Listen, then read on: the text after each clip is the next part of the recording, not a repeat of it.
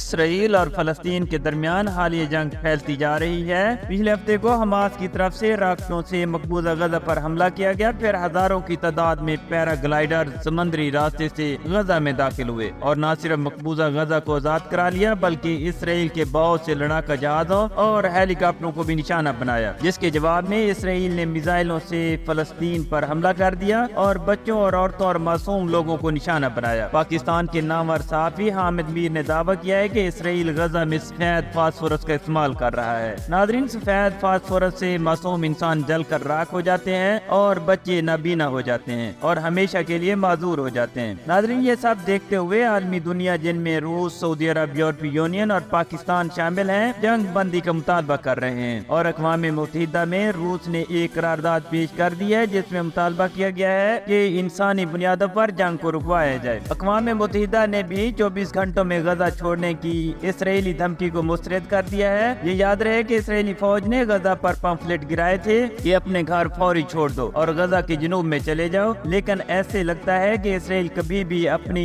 چال بازیوں اور مکاریوں سے باز نہیں آئے گا، کیونکہ معصوم لوگوں پر سفید فاسفورس کا استعمال اس بات کا ثبوت ہے کہ اسرائیل کشیدگی چاہتا ہے۔ اس حالیہ حملے کے جواب میں لبنان بھی میدان میں آ گیا ہے اور تازہ ترین اطلاعات کے مطابق حزب اللہ نے راکٹوں سے اسرائیل پر حملہ کر دیا ہے۔ یہ حملہ کشیدگی میں اضافے کی طرف اشارہ کرتا ہے۔ خدا نخواستہ تیسری عالمی جنگ کے واضح امکانات پیدا ہو چکے ہیں۔ اللہ تعالیٰ مظلوم فلسطینیوں کی مدد فرمائے، آمین۔ ناظرین، آج فلسطین اور اسرائیل کے درمیان اس حالیہ جنگ کے اسباب سے پردہ اٹھائیں گے، لیکن آگے بڑھنے سے پہلے آپ سے درخواست ہے کہ اگر آپ لورز آف نالج پر نئے ہیں تو برائے مہربانی چینل کو سبسکرائب کر دیں اور ویڈیو کو لائک کر دیں۔ ناظرین، بیت المقدس ان شہروں میں سے ایک ہے جنہیں نوع انسانی عزت و احترام کی نگاہ سے دیکھتی ہے اور اس شہر کا ہر ایک ذرہ مقدس ہے۔ اکثر انبیاء کرام علیہ السلام اسی شہر میں مبعوث ہوئے۔ اس شہر میں بہت سے انبیاء کرام مدفون ہیں، جن میں حضرت داؤد علیہ السلام اور حضرت سلیمان علیہ السلام شامل ہیں۔ اس شہر میں کئی بار قیامت ٹوٹی، اسے تخت و تاراج کیا گیا، یہاں تک کہ لوگوں کو اپنے ہی گھروں سے نکال دیا گیا، انہیں جلا وطن کر دیا گیا۔ اس کی گلیوں کو ان گنت جنگوں میں خون سے نہلایا جا چکا ہے۔ جو چیز اس شہر کی انفرادیت میں اضافہ کرتی ہے وہ یہ ہے کہ یہ دنیا کا وہ واحد شہر ہے جسے تینوں مذاہب یعنی عیسائی، یہودی اور مسلمان مقدس مانتے ہیں۔ یہودیوں کا ماننا ہے کہ یہ وہ جگہ ہے جہاں سے کائنات کی تخلیق ہوئی تھی۔ اسی جگہ پر حضرت ابراہیم علیہ السلام نے اپنے بیٹے کی قربانی کی تیاری کی تھی۔ یہاں موجود ایک دیوار یہودیوں کی اہم مذہبی یادگار ہے جسے دیوار گریہ بھی کہا جاتا ہے، جو حضرت سلیمان علیہ السلام کے تعمیر کردہ ہیکل سلیمانی کی ایک دیوار کا بچا ہوا حصہ ہے۔ یہودی رو رو کر اپنے مسائل اس دیوار کے سامنے پیش کرتے ہیں اور ان کا خیال ہے کہ ایسا کرنے سے ان کے مصائب اور مشکلات ختم ہو جاتی ہیں۔ عیسائی کہتے ہیں کہ حضرت عیسیٰ علیہ السلام کی جائے پیدائش یعنی بیت اللہ بھی یہیں پر ہے۔ عیسائیوں کے مطابق حضرت عیسیٰ علیہ السلام کو یہیں مصلوب کیا گیا اور اسی شہر میں ان کا سب سے مقدس کلیسا واقع ہے۔ مسلمانوں کا عقیدہ ہے کہ نبی آخر الزمان حضرت محمد صلی اللہ علیہ وسلم ہجرت کے بعد 17 ماہ تک اسی طرف رخ کر کے نماز پڑھاتے رہے اور یہ مسلمانوں کا قبلہ اول ہے۔ جب نبی رحمت صلی اللہ علیہ وسلم معراج پر تشریف لے گئے تو معراج پر جانے سے پہلے اسی شہر میں موجود مسجد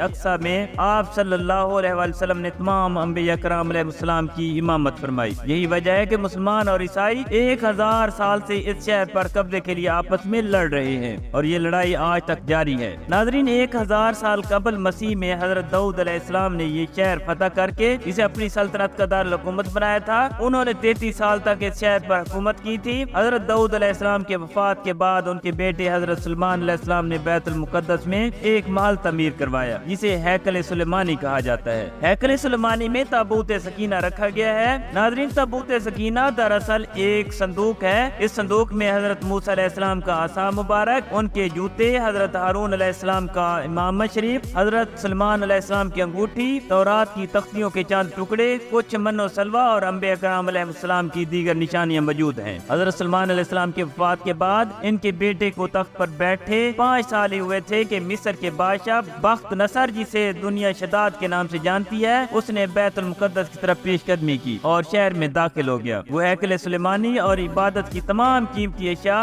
شاہی خزانوں کے ساتھ لوٹ کر لے گیا۔ اس طرح یہودی قوم کی پہلی تباہی و بربادی بادشاہ شداد کے ہاتھوں ہوئی۔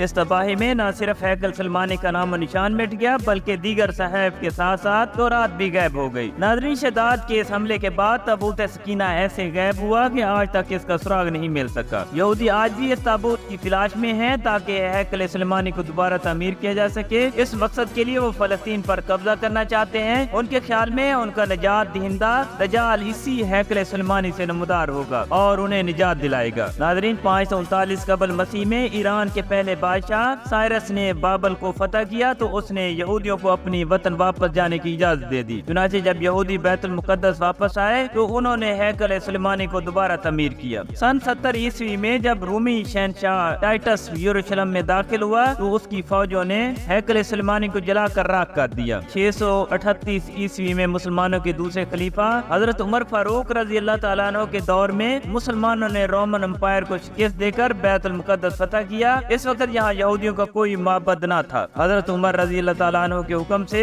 यहाँ एक मस्जिद तामीर हुई। यही मस्जिद मस्जिद अक्सा कहलाती है। इस सादा सी मस्जिद की तामीर के करीबन 50 साल बाद उमवी खलीफा अब्दुल मलिक बिन मरवान ने 691 ईस्वी में मस्जिद अक्सा की बुनियाद उठाई। 1099 ईस्वी में पहली सलीबी जंग के बाद जब सलीबियों का बैतुल मुकद्दस पर कब्जा हो गया तो उन्होंने मस्जिद अक्सा में बहुत ज्यादा रद्द-ओ-बदल किया। मस्जिद को एक हॉस्टल की शक्ल देकर इसमें कई कमरे बनाए गए और इसका नाम माबद सुलेमान रखा। उन्होंने मस्जिद के साथ साथ और मस्जिद के बाहर गिरजा घर भी बनवाया। सुल्तान सलाहुद्दीन अय्यूबी ने किबलावल की आजादी के लिए करीबन 16 जंगें लड़ी और बिलाखिर 1187 ईस्वी में सुल्तान सलाहुद्दीन अय्यूबी ने बैतुल मुकद्दस और मस्जिद अक्सा को सलीबियों से आजाद करा लिया। इसके बाद यके बाद दीगरे 4 सलीबी जंगें लड़ी गईं, लेकिन सलीबी बैतुल मुकद्दस पर कब्जे का ख्वाब कभी पूरा न कर सके। नाज़रीन, 1229 ईस्वी में ममलूक हुक्मरान अल कामिल ने बगैर लड़े बैतुल मुकद्दस को जर्मनी के बादशाह फ्रेडरिक दोम के हवाले कर दिया, लेकिन सिर्फ 15 साल बाद सल्तनत खारज़म ने